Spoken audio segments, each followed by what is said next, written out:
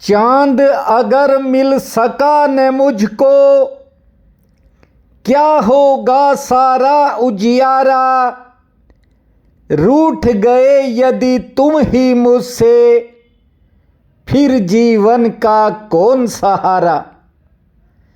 माना चाह मधुर सा सपना, माना मिलन असंभव अपना। लेकिन तुम्हें छोड़ दूं कैसे, तुम ही भंवर हो तुम ही किनारा। रूठ गए यदि तुम ही मुझसे, फिर जीवन का कौन सहारा। मेरे प्रिय बंधुओं, देवियों व सज्जनों, यहाँ हर कोई किसी न किसी में सहारे ढूंढ रहा है और इंसान यही सबसे बड़ी गलती कर रहा है। व्यक्ति को पता ही नहीं कि असली सहारा तो प्रभु राम हैं, जो सबका सहारा है, सकल सहारा है। एक राम दशरथ का बेटा, एक राम कन कन में लेटा। एक राम है सकल सहारा, एक राम है जग से न्यारा। जो जग से न्यारा है वही सकल सहारा है। बस उसकी ओट ले लो। राम राम भूमा, श्री राम नाम भूमा।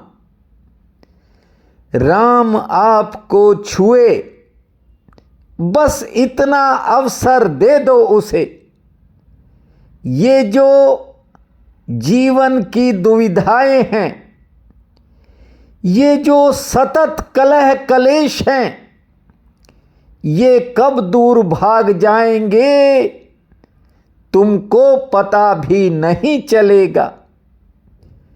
जिसने सही में राम को जाना, भले क्षण भर के लिए जाना, फिर लौटने का कोई उपाय नहीं है। जो अपने जीवन की नौका की पतवार मेरे राम को थमा देता है, फिर उसे छोटे छोटे सहारों के भरोसे नहीं रहना पड़ता। लेकिन मनुष्य जीवन की मूलभूत समस्या है व्यक्ति का अहंकार। और मजे की बात देखिए, संसार में कोई भी बच्चा अहंकार लेकर पैदा नहीं होता। बच्चे को मैं का बोध ही नहीं होता। बच्चे को बोध होता है पूरे अस्तित्व का। मैं हूं, ऐसा बोध बच्चे को नहीं होता। बच्चे को तो केवल हूं का ही बोध होता है, और हूं तो ब्रह्म स्वभाव है। मैं इस समाज की जरूरत है। इसलिए प्रत्येक बच्चे को ये दुनिया और समाज ही अहंकार देते हैं। ज्यों ज्यों बच्चा बड़ा होता है, वह शिक्षा से, कंपटीशन से, सफलता से अहंकार में भर जाता है और एक दिन परमात्मा से ही टूट जाता है। ये बात अलग है कि गाहे बगाहे मुश्किल घड़ी में राम का नाम लेता है, दुख संकट में उसका नाम लेकर फॉर्मेलिटी कर लेता है। लेकिन संसार और संसार के लोगों की ठोकरें व्यक्ति को परमात्मा की तरफ जाने का इशारा तो करती हैं, पर उस वक्त तक मैं की पकड़ इतनी मजबूत हो चुकी होती है कि व्यक्ति सोचता है कि सब मैं ही कर रहा हूं और मेरे करने से ही ये सब हो रहा है। इंसान के जीवन में फिर एक ऐसा समय आता है जब अहंकार इतना मजबूत हो जाता है कि वह उसे चाह कर भी छोड़ नहीं पाता। यदि अपने जीवन में आनंद की वर्षा चाहते हो तो निज धर्म के उन महासूत्रों को अब आगे ध्यान से सुनना, जो मैं 16 नवंबर से यानी रविवार से सुनाने जा रहा हूं। किंतु आपको बता दूं, ये महासूत्र चंद लोगों के कानों तक पहुंचेंगे। जो टिकने की कला जान गए हैं उनके कानों तक पहुंचेंगे। व्यक्तिगत उनके व्हाट्सएप पर वे वीडियो भेजूंगा जो अब मैं बनाने जा रहा हूं। देखिए, टिकना आसान काम नहीं है। यहां लोग टिकने का नाम नहीं लेते। टिकने की कला भिलनी को आ गई थी। भले हजारों वर्ष तक प्रतीक्षा करनी पड़ी, पर एक दिन मर्यादा पुरुषोत्तम उसकी कुटिया पर स्वयं पहुंचे। उसके बेर ही नहीं खाए, उसे नवधा भक्ति का ज्ञान दिया है। यहां ज्यादातर लोगों को पता ही नहीं कि वे क्या कर रहे हैं, किस दिशा में जा रहे हैं। उन्हें तो ये भी नहीं पता कि जो वे कर रहे हैं वो उनके हित में है भी या नहीं। इसलिए संसार में ज्यादातर लोग अंत में पछताते हैं।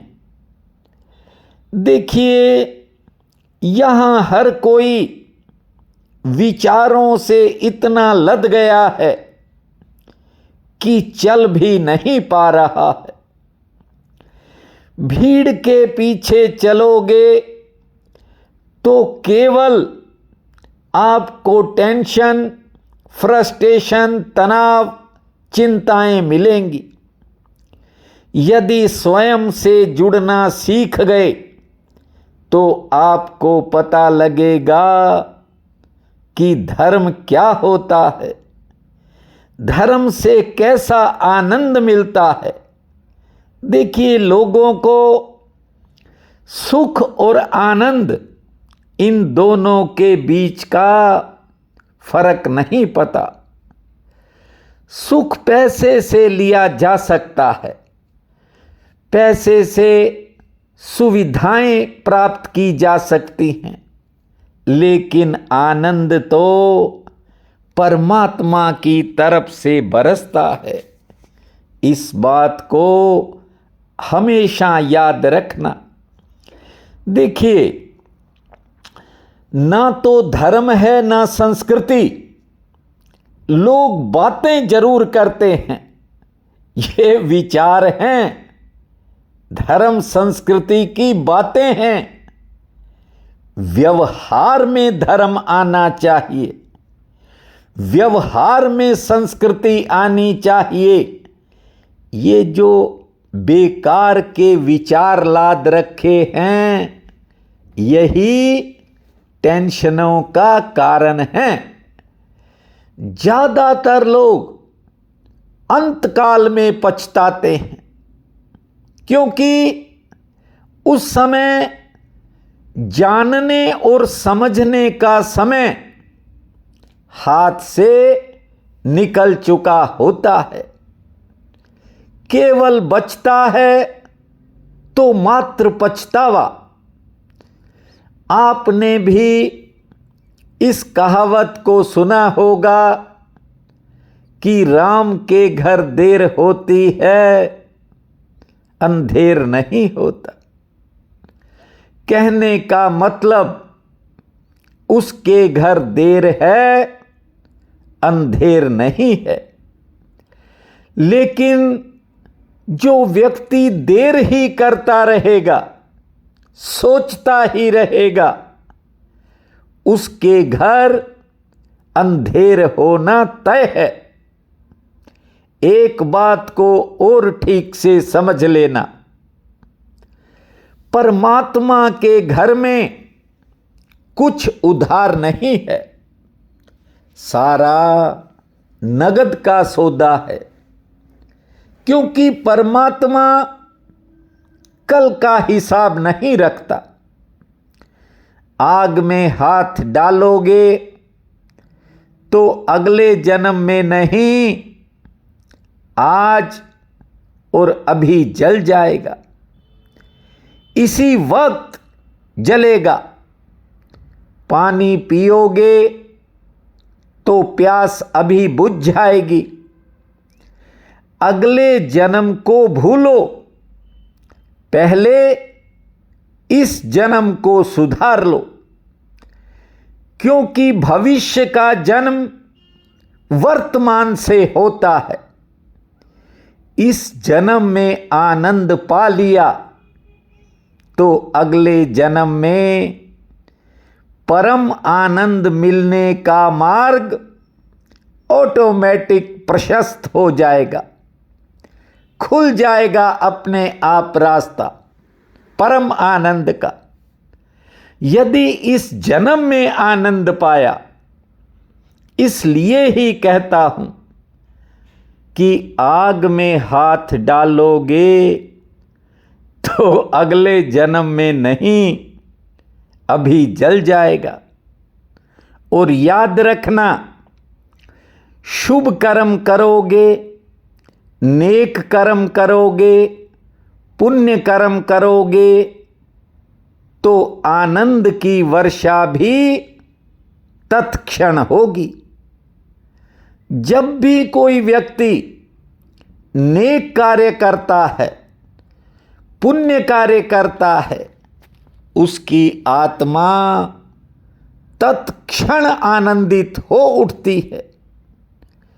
अगले जन्म का इंतजार नहीं करना पड़ता। करके देखो, ईश्वरीय कार्य का फल तत्क्षण मिल जाता है। यदि 4 महीने निरंतर आपने भागवत का श्रवण किया, कथा को सुना, तो आनंद भी आपको प्रतिदिन ही मिला। कल का इंतजार नहीं करना पड़ा। ध्यान से सुनो, व्यक्ति के किसी भी प्रकार के काम करने से पहले जो सबसे बड़ी समस्या आती है, जानते हो वह क्या होती है? किसी भी कार्य को करने से पहले व्यक्ति के सामने जो बड़ी समस्या होती है, वो होती है कार्य को प्रारंभ करने की क्षमता। अपने मन में दृढ़ता से निश्चय कीजिए कि आप परमात्मा के बंदे हैं। आप बड़ा बनने जा रहे हैं। आप कोई बड़ा कार्य करने के लिए ही इस संसार में आए हैं। उस करुणा निधान ने आपसे कोई बड़ा काम करवाना है, इसीलिए उसने आपको बनाकर भेजा है। आप महत्वपूर्ण व्यक्ति बनकर अपनी वास्तविकता को पाकर रहेंगे।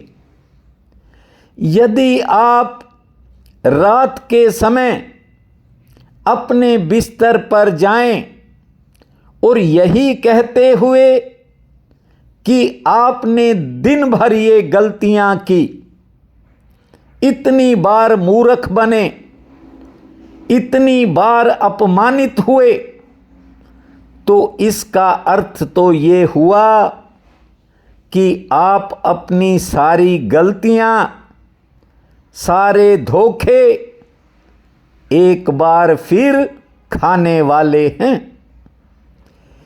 केवल भूलों को याद करो, दुखी होने से आप सफल नहीं होंगे। एक तो व्यक्ति गलती करता है, भूल करता है, फिर उसको बिस्तर पर सोचता है बार बार। केवल भूलों को याद करो, ठीक है, लेकिन दुखी मत हो, फिर आप सफल नहीं हो सकते।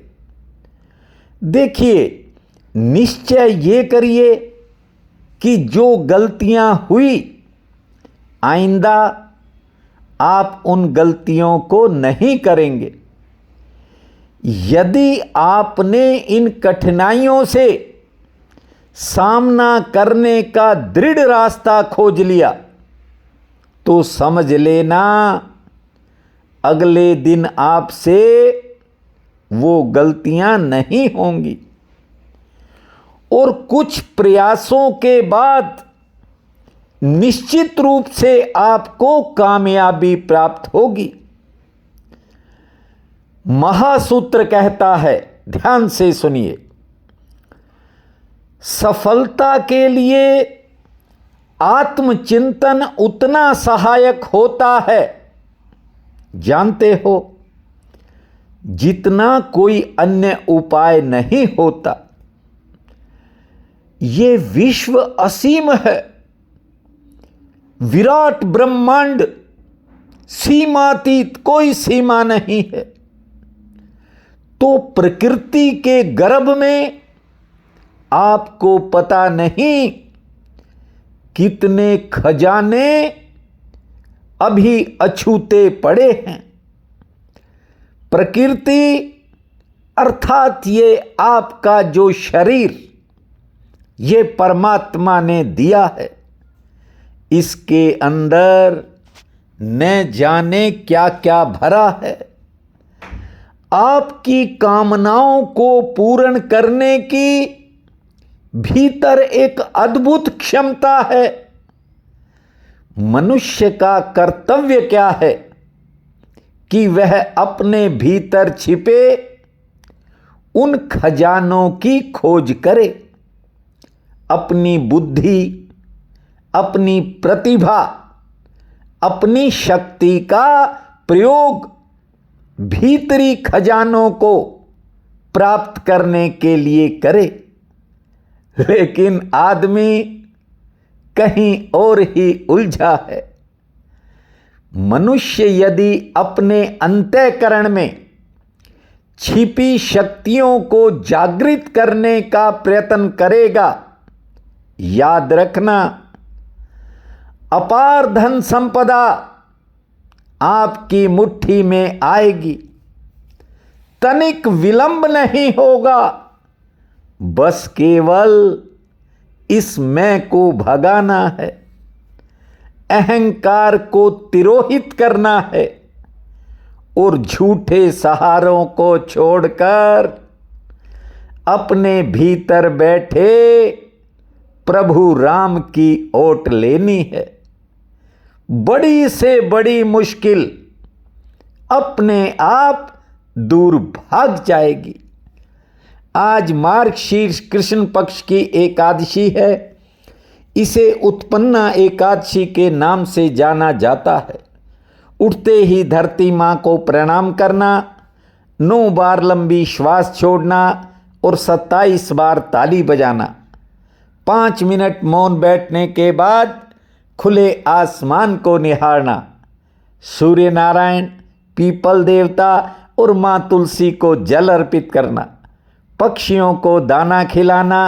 हो सके तो एकादशी का व्रत रखना, अन्यथा एक समय भोजन से काम चलाना। कुछ भोजन पुण्य में लगाना और संध्या के समय ठाकुर जी के चरणों में एक ज्योत जलाना। हनुमान चालीसा का पाठ करना। भूमा शनै शनै, भूमा शनै शनै, भूमा शनै शनै। इस महामंत्र को जपना, समय आपका मंगलमय रहेगा। प्रिय बंधुओं व मातृदेवी शक्तियों, आज 15 नवंबर दिन शनिवार है। आप सबको मेरा नमस्कार है। आज का राशि फल इस प्रकार है। मेष, दिनचर्या सामान्य रहने के संकेत हैं। किसी सामाजिक कार्य में शामिल हो सकते हैं। आज समय ठीक बीतेगा आराम पूर्वक। घरेलू मोर्चे पर थोड़ा संयम रखने की जरूरत पड़ेगी। किसी नई योजना पर विचार होगा। किसी काम में थोड़ा इंतजार भी करना पड़ सकता है। वृषभ, आर्थिक पक्ष लगभग आज आपका ठीक रहेगा। सेहत और खान पान के प्रति आज थोड़ी सावधानी रखनी होगी। किसी काम में अचानक भाग दौड़ बन सकती है। कोई पुरानी चिंता मन को घेर सकती है। कुछ नए संपर्क और संबंध जुड़ने के भी संकेत हैं। मिथुन, मन में किसी कारण कुछ नए विचार पैदा होंगे। हालांकि घर परिवार में समय ठीक बीतेगा। आमदन का कोई नया रास्ता भी दिखाई पड़ सकता है। सेहत पक्ष मजबूत है। हाँ, घरेलू मोर्चे पर या संतान संबंधी कामों पर कुछ नए खर्चों से सामना हो सकता है। कर्क, मन में किसी के प्रति आकर्षण बढ़ेगा। सेवा भावना बढ़ सकती है। दूसरों के लोगों के कामों में आपकी व्यस्तता रह सकती है। कोई नया संबंध कायम हो सकता है। हाँ, घर परिवार में किसी बात को लेकर थोड़ी कहासुनी होने के संकेत हैं। धैर्य से काम लें। सेहत आपकी ठीक रहेगी। सिंह, आज कोई बात अचानक मन में थोड़ी बेचैनी पैदा करेगी। हालांकि आमदन के लिए समय ठीक रहेगा। कुछ सामाजिक कार्यों के प्रति आपका विचार बनेगा। सेहत लगभग ठीक रहेगी। कोई करीबी किसी बात से निराश कर सकता है। कन्या, कारोबार संबंधी कुछ नई उलझनें सामने आ सकते हैं। लेन देन की समस्या भी कुछ समय परेशान करेगी। अचानक किसी का आज सहयोग भी मिलेगा। दोपहर बाद समय बदल जाएगा। रुके कामों में गति आने के संकेत हैं। तुला, आज जरूरी कामों में थोड़ा अपने भरोसे से आगे बढ़ना। किसी के भरोसे मत रहना, अन्यथा पछताना पड़ेगा। किसी के प्रति लगाव पैदा होगा। आमदन ठीक होगी। सेहत भी ठीक रहेगी। यात्रा में थोड़ा सचेत रहें। वृश्चिक, कुछ कामों में मिली सफलता के कारण मनोबल बढ़ेगा। आज घरेलू मोर्चे पर खर्चों की अधिकता रह सकती है। कारोबार में विस्तार की योजना पर विचार होगा। अचानक कोई यात्रा हो सकती है। कोई पुराना काम भी बन सकता है। धनु, कोई अपना ही करीबी निराश कर सकता है। धैर्य और संयम से काम लेना होगा। कारोबार में लाभ सामान्य मिलेगा। सेहत पक्ष लगभग ठीक है। दाम्पत्य जीवन में भी समय ठीक बीतेगा। हाँ, कोई पुराने काम से या पुरानी मेहनत से फायदा मिल सकता है। मकर, संतान संबंधी कामों में आज व्यस्तता बढ़ सकती है और किसी काम में धन भी खर्च होने का योग है। आर्थिक दृष्टि से समय हालांकि सामान्य रहेगा, सेहत ठीक रहेगी, कोई पुराना काम बन सकता है। कुंभ, घरेलू जीवन के लिए समय सामान्य है, लेकिन आज मन में विचारों का उतार चढ़ाव बना रहेगा। कहीं से कोई अच्छा बुरा समाचार आ सकता है। कारोबारी सितारे ठीक हैं, सेहत भी ठीक रहेगी और किसी बिगड़े काम में सुधार का योग है। मीन, आज कारोबार से जुड़ी किसी योजना पर विचार होगा। दूसरों का कोई काम आपके निजी काम को प्रभावित कर सकता है, थोड़ा सचेत रहें, ध्यान रखें। सेहत आपकी ठीक रहेगी, शुभ चिंतकों से मुलाकात होगी और कोई नया संबंध भी जुड़ सकता है। आज का ये दिन आप सबके लिए अति शुभ फलदायी हो, यही मेरी कामना है। आप सबका बहुत बहुत धन्यवाद।